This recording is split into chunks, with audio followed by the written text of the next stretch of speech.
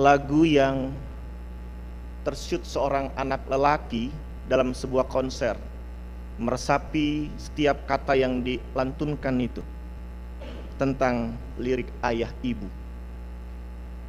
Suatu saat nanti kan kugantikan tugasmu, ayah doakan aku, ibu restumu sertai langkahku. Maafkan aku ayah ibu, ayah dengarkanlah, bagi yang pasti datang, percayalah ibu, engkau kuatkan aku. Ibu, jangan khawatirkan aku bukan si kecil yang selalu dimanja. Ibu, aku si pemberani harapan ibu. Ku bisa melewati semua pahitku, meskipun kenyataannya ayah tahu, ayah engkau penyelamatku. Cukup ramai memang. Sebuah perenungan seorang anak terhadap ayah ibunya. Dan sepertinya lagu ini akan berkesan ketika dinyanyikan saat memang anak itu mengakui ayah ibunya sudah tiada. Dan kini hendak ia buktikan, ia bisa menjadi ayah dari apa yang pernah dilakukan ayahnya terhadap dirinya sejak kecil hingga dewasa. Satu kata yang menarik dari bagian-bagian itu saya menyebut adalah ada suatu proses, yaitu terjadinya perawatan, merawat. Orang tua merawat anaknya, dan kemudian anak bisa jadi merawat orang tuanya ketika ayah ibunya di usia tua sudah sangat tidak mampu mandiri dalam aktivitasnya. Merawat, ini kata yang ternyata saya akan ajak kita merenungkan bahwa tidak pernah bisa kita lepas sampai dengan kematian kita. Kita merawat, tapi sebelumnya kita dirawat. Namun pertanyaannya adalah, apakah dengan sadar kita mau melakukan dengan kesungguhan merawat, atau justru ternyata kita tidak serius, tidak fokus, malah setengah hati melakukan tindakan merawat? Siapa di antara Bapak Ibu Saudara saat ini seorang anak, statusnya anak ketika masih ada orang tua yang Tuhan izinkan bersama Anda, yang sudah tidak berdaya karena sakit, hanya di tempat tidur, Anda masih mau ikhlas merawatnya?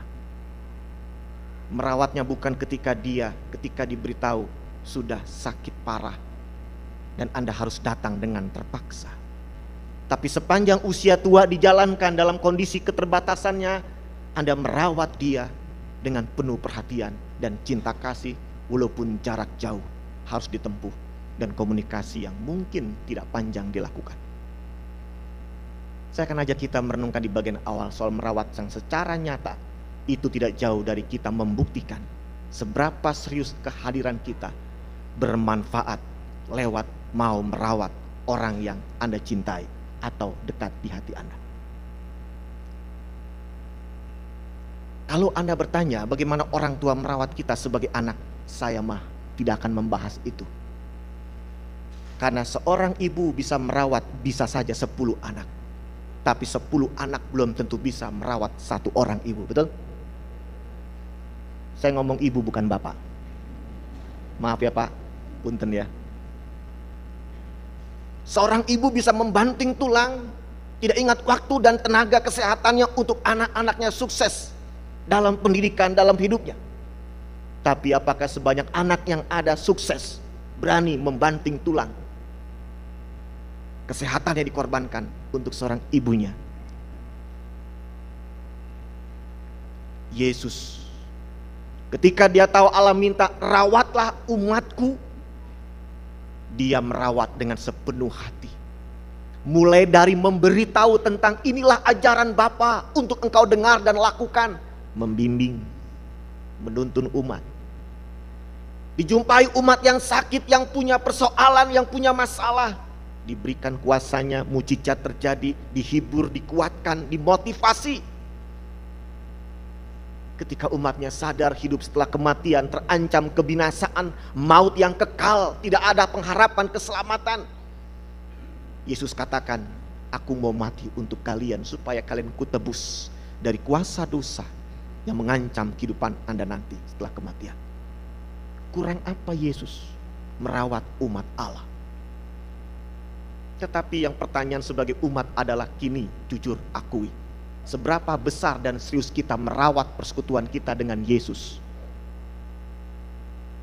Pak Pendeta, sudah aku teh merawat. Caranya aku teh rajin kebaktian, gak pernah telat. Bahkan subuh-subuh teh udah datang di gereja GKP Cimahi, mulai teh jam 9. Aku tuh sudah merawat. Bagaimana? Saya teh melayani kegiatan-kegiatan gereja di bidang-bidang yang ada di komisi. Oh, saya juga sudah merawat hidup saya dengan Tuhan. Saya rajin berdoa, juga saya rajin memberi, berderma. Oh, oke. Pertanyaan, tolong jawab dengan jujur. Sampai hari ini, adakah dalam pikiran Bapak, Ibu, Saudara orang yang masih Anda benci?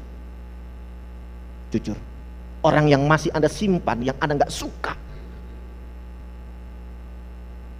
Orang yang dalam diri Anda rancangkan sesuatu yang untuk membalasnya. Ada ente? Bu, Ibu, di otak bagian mana itu tersimpan orang-orang itu atau satu orang itu? Kalau Bapak saya nggak tanya, agak cuek dia soalnya. Karena memori seorang perempuan, seorang ibu itu beratus gigabyte. Tersimpan semua kata-kata, bahkan Bu, masih ingat kesalahan suami sekian puluh tahun yang lalu? Masih. Anak-anak remaja muda jangan dicontoh ya. Masih rapi. Bahkan itu ketika Anda terngiang mempengaruhi mental Anda. Betul apa betul? Lagi enak-enak makan B2, inget seseorang itu langsung gak sedap tuh B2 dimakan. Kesel dia, Pak kita pulang. Kenapa? Gak apa-apa, kesel aku. Kan jadi kacau makannya.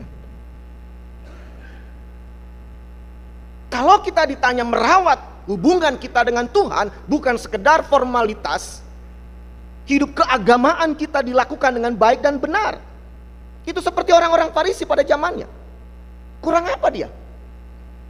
Tetapi ada satu yang dilupakan. Dan ketika Tuhan mengkritik orang-orang itu, orang-orang Farisi dan ahli-ahli Taurat, kamu tuh hidup seperti kuburan. Tahu teh kuburan? Di atasnya kan bagus rapi kan, putih bersih, dirawat rumputnya, ya segala macam kita enak datang ke situ. Tapi di dalam kuburan itu, di tanahnya di dalam, yang ada apa? Tulang belulang, yang kotor, yang jijik. Seperti itulah hidup mereka, kata Yesus. Dan mungkin kita. Orang gak lihat hati Anda, hanya melihat tampilan Anda. Anda tersenyum ketika buka masker, tapi hati Anda menangis. Geram, kapan saatnya pembalasan? Makanya saya tadi malam ada acara Bina Pasutri. Pertanyaan sederhana, ini buat bapak-bapak. Bapak-bapak, anak muda ntar dulu yang belum nikah ya, sabar. Bapak-bapak jujur, dalam hati jawab saja, nggak usah lantang. Kalau Tuhan bertanya kepada Anda, hai suami, mana yang akan kau minta lebih dulu meninggal, kau atau istrimu? Pak, sok jawab. Ya, di sampingnya istri Anda, ngeliatin Anda, jawab, baku hantam kau. Makanya dalam hati aja jawabnya. Tapi kalau seorang istri, seorang ibu saya tanya yang sama, ibu. Ketika Tuhan bertanya, hai istri, siapa yang menurut engkau akan kujemput mati, engkau atau suamimu? Lantang jawab bu. Hah? Siapa bu? Enggak mau Tuhan. Survei membuktikan walaupun kecil, seorang istri akan mengatakan, Tuhan, aku dulu yang kau jemput, jangan suamiku. Betul apa betul bu? Suami akhirnya ketahuan. Jangan baku hantam pulang dari gereja. Saudara, Bapak Ibu, merawat persekutuan dengan Tuhan atau jemaat adalah merawat diri Anda seutuhnya sampai dengan hati, pikiran Anda. Itu Bukan orang yang berseru kepadaku, Tuhan, Tuhan akan masuk ke dalam kerajaan sorga, kata Yesus. Tetapi dia yang melakukan kehendak Bapa. Bukan cuma kata-kata, janji-janji, komitmen-komitmen Anda mengatakan, aku Tuhan, cinta Engkau. Tetapi bagaimana Anda merawat hidup Anda dalam pertemanan, dalam persaudaraan, dalam keluarga, dalam jemaat. Hati Anda dibiarkan kotor dan Tuhan katakan, aku jijik dengan hatimu, pikiranmu. Jadi Bapak Ibu Saudara, poin besar kita adalah bagaimana kita bisa merawat. Tetapi bukan dimulai dari merawat tentang hanya orang lain, namun adalah diri Anda, hati Anda, pikiran Anda.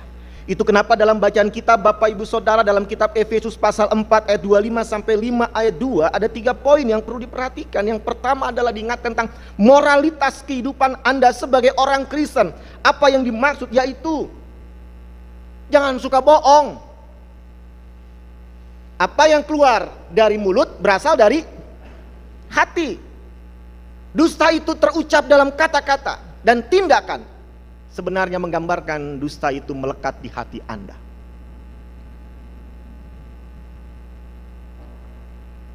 Kendalikan diri Anda bukan dengan kemarahan. Jangan emosional.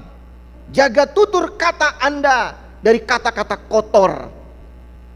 Kan gak mungkin suami istri berantem, istri bilang sama suami, lagi emosi marah nih Pak ya, atau muda-mudi sama pacarnya begitu kan, mengatakan, engkau Pak betul-betul seperti perkutut dan kupu-kupu kau. Bapaknya marah apa ketawa? Ketawa, istrinya kok ngomelnya begitu. Tapi namanya marah harusnya begini kalimatnya, Papa, engkau seperti kebun binatang. Satu, ada anjing di sana, ada monyet di sana, ada orang utan di sana, ada babi di sana, dan semua itu ada dalam dirimu, papaku. Nah, emosi nggak suaminya? Emosi nggak? Emosi. Kata-kata kotor itu terlontar mewakili isi hati Anda yang sedang gelisah dan emosi. Dan tujuan memancing orang itu semakin membuat Anda marah lagi. Betul gak? Kalau saya nggak ada lawan, mati kutu kita. Ini papa dimarahin diem, cicing wae, senyum-senyum, ngeledek apa, mikir. Maka istri suka bilang, Pak balas, ngomong, jangan diam aja, ngomong. Mama sih, kan langsung emosi lagi, jebret. Moralitas kehidupan dalam sikap tutur kata, tindakan kita diingatkan oleh penulis kitab Efesus sebagai firman Allah. Jangan Anda biarkan itu.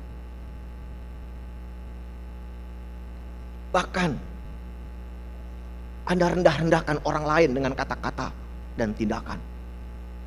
Yang kedua adalah ternyata diingatkan tentang landasan kehidupan yang harusnya Anda miliki, yaitu kasih Tuhan yang sudah nyata dalam hidupmu.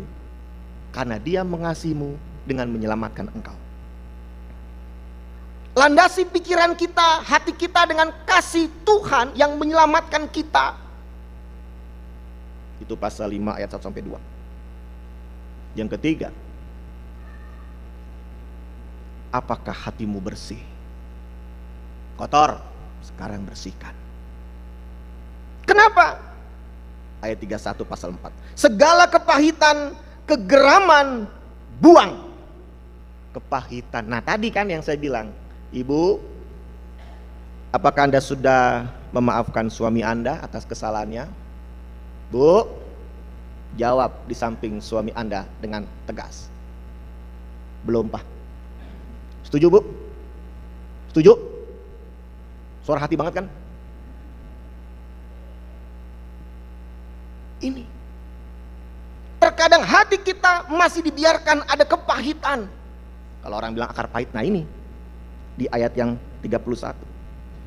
Segala banyak hal-hal kecil bisa membuat Anda pahit terhadap orang lain, termasuk orang terdekat Anda, anak Anda, bahkan orang tua Anda. Hai remaja muda, anak-anak,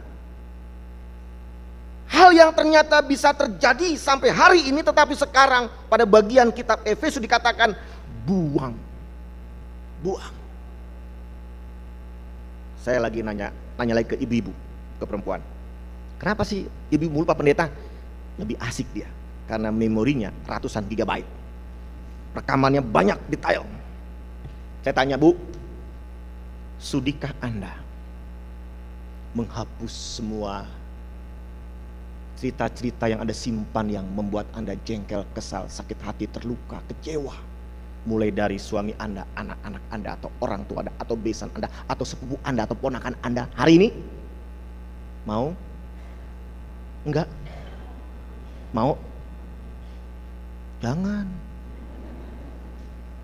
Kenapa? Enggak asik ya kalau dihapus. Benar enggak? Enggak bisa jadi bahan obrolan. Enggak mungkin ketemu nih persekutuan, ibu-ibu gimana firman Tuhan yang lalu? Bagus kan firman Tuhan pendeta itu? Penatua itu dalam khotbah di KPP? Enggak ada kayak begitu. Yang ada, Bu sini, tahu enggak? Tetangga kita. Nah kan? Lebih asik mana, Bu? Jujur, kita mah gak usah jaim. WA-nya di grup, rame. Nggak ada. Teman-temanku, sahabatku semua yang Tuhan cintai, yuk kita renungan. Ya, ini Alkitabnya. Ada pertanyaan, kita jawab sama-sama ya. Langsung pada live semua. Apaan ini? Grup apaan? PA, ya, pemain Alkitab. Hah? Malaikat-malaikat. Kalau saya bilang, nggak usah Bu dihapus. Kenapa? Karena kita mengalami ketegangan. Niatnya ingin bersih, ya, tetapi daging, nggak ada lagi bahan obrolan aku dengan mereka. Ini kenyataan betapa akhirnya kita merasakan kalau memang kita pun merasakan tidak nyaman, bukan karena orang lain, namun karena kita membiarkannya itu tidak nyaman dengan kotoran dalam hati dan pikiran kita, Bu, Pak, Non, Om, Tante. Jujur, jangan salahkan orang lain. Kamu kenapa marah? Gara-gara dia. Oh dia. Kamu tahu dia ngapain dia sekarang? Lagi ngapain? Lagi ngopi. Lagi makan cemilan. Lah kamu lagi uring-uringan di sini. Betul nggak? Orang yang kau sedang kesal, yang kau nggak suka, lagi menikmati hidupnya di mall.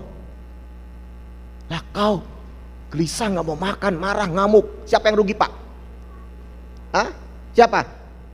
Iya, istri Anda. Ini fakta. Yang rugi kita sendiri. Makanya kalau Tuhan katakan dalam bacaan kita, buang itu. Tapi memang gak gampang, saya akui. Kenapa? Karena kesukaan kita bukan pada apa-apa yang baik yang Tuhan minta kita lakukan, tetapi apa-apa yang menurut kita menyenangkan selera kita, yang membuat kita merasa tinggi, merasa hebat dari orang lain. Betul apa betul? Gak ada orang mau merendah. Diinjek kaki Anda, gak mungkin bilang, punten, kaki Bapak di atas kaki saya, tolong dong dipindahkan. Kan enggak. Tapi Anda sudah melotot. Mata kakimu nyalain, injak kakiku itu. Belum tahu aku. Perhatikan. Betul kan? Suasana ini enggak terhindar. Kenapa? Karena kecenderungan manusia, daging adalah merendahkan orang lain. Kecenderungan daging kita adalah enggak mau dikalahkan. Walaupun ada salah sekalipun, ya, udah salah paling kencang dia marahnya supaya gak ketahuan salahnya kan. Ini kita, nggak ada orang ngakuin aku yang salah, nggak ada. Bersembunyi dari kelemahan orang untuk mengatakan dia yang salah. Itu ada di mana-mana, bahkan di gereja pun ada, di rumah tangga orang Kristen pun ada, di persekutuan juga ada, di pelayanan juga ada.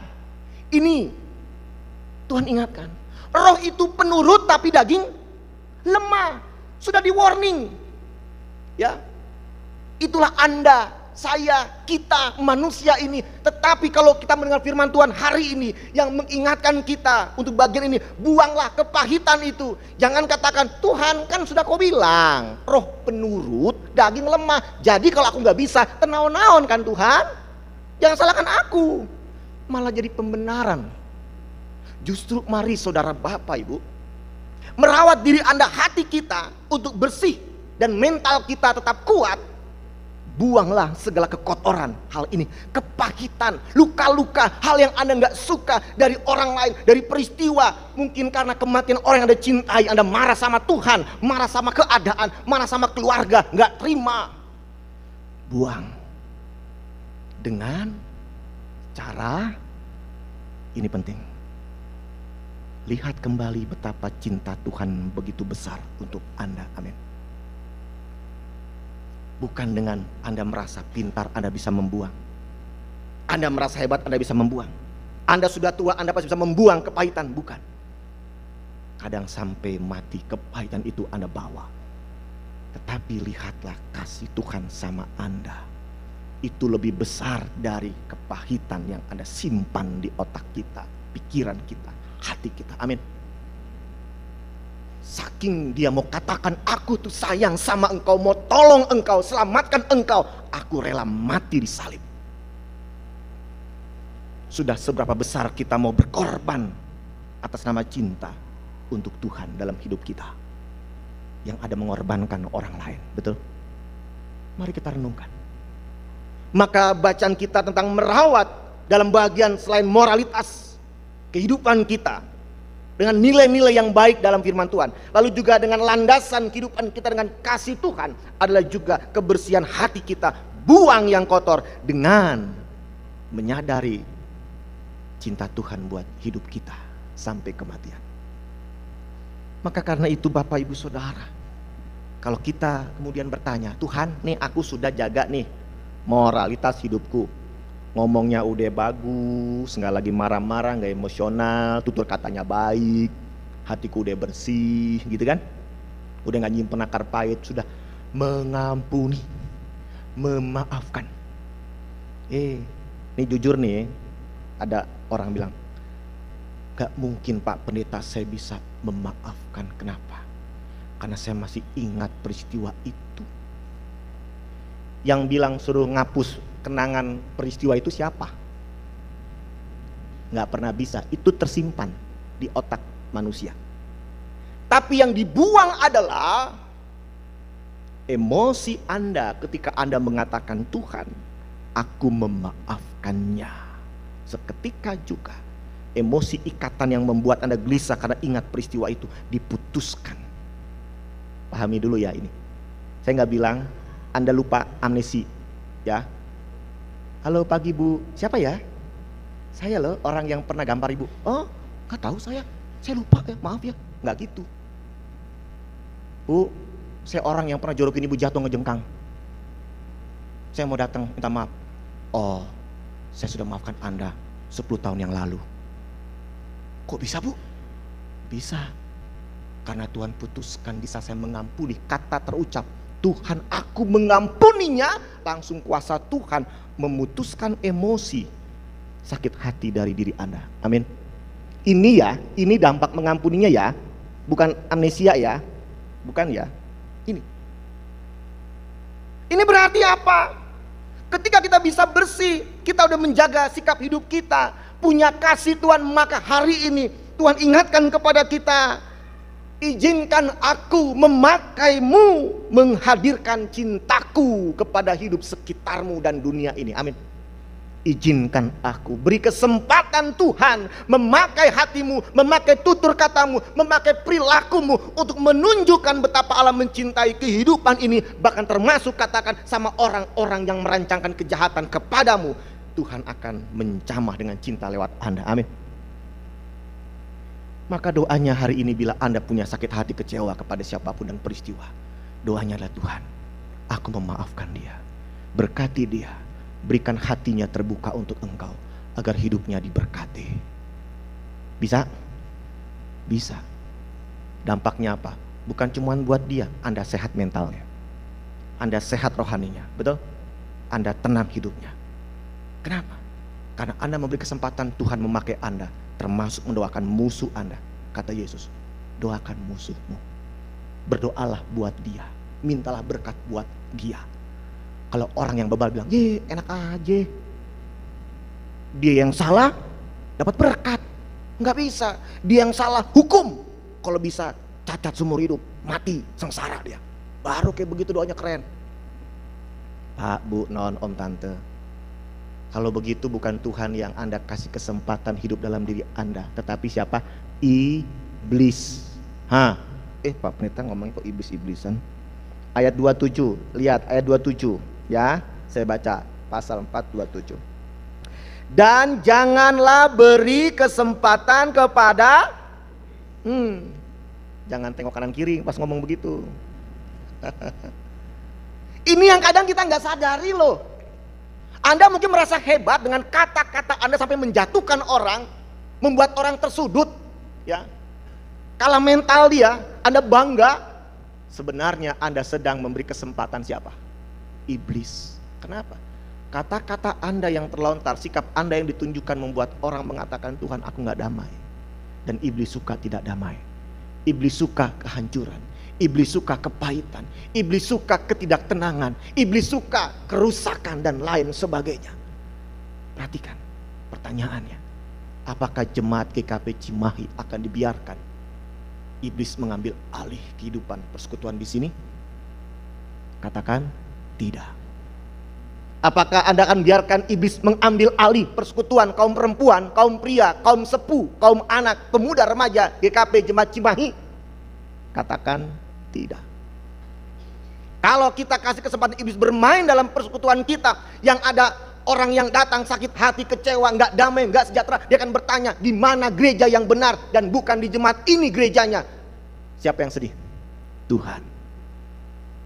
Mari, di saat kita sadar Tuhan sedang pakai kita dalam pelayanan, posisi jabatan kita di gereja, di pekerjaan, di sekolah, dimanapun, di wilayah lingkungan, Tuhan yang bilang, maukah kau beri kesempatan aku memakaimu supaya orang melihat Allah dan memuliakannya lewat sikap, kata-kata, dan memancarkan isi hatimu? Jawablah, iya Tuhan. Seperti Maria ketika Tuhan memberitahu, engkau akan melahirkan. Apa jawab Maria? Jadilah seperti yang kau kehendaki. Mari merawat diri kita, merawat persekutuan, merawat jemaat, merawat rumah tangga kita, merawat pertemanan, merawat dimanapun kita berada, adalah membuat kita merasakan pemulihan. Dan kita datang sebagai pemulih, bukan penghancur. Tuhan butuh orang-orang seperti ini. Dan sebelum kematian Anda, jadilah pemulih-pemulih itu. Gereja yang dipulihkan adalah gereja orang-orangnya siap memberi kesempatan Tuhan untuk menghadirkan pemulihan buat sekitarnya. Amin. Maka hari ini Anda yang merasa diberkati, Anda hebat, Anda punya lebih, semuanya itu katakan, Tuhan pakailah ini, pakailah, supaya aku menjadi saluran kasih-Mu sekecil apapun. Dan sepulang dari tempat ini, bila Anda lupa mengatakan dengan kasih kepada orang yang Anda sedang rawat, sampaikan, aku siap merawatmu dengan kasih, dengan keikhlasan. Tidak berharap Anda mati lebih dulu, tapi janganlah engkau mati, karena aku ingin merasakan merawatmu dengan cinta kasih. Dan aku tahu engkau telah merawatku dengan cinta kasih. Kini terimalah apa yang bisa kuberikan, sampai dengan Tuhan pun memanggil kita.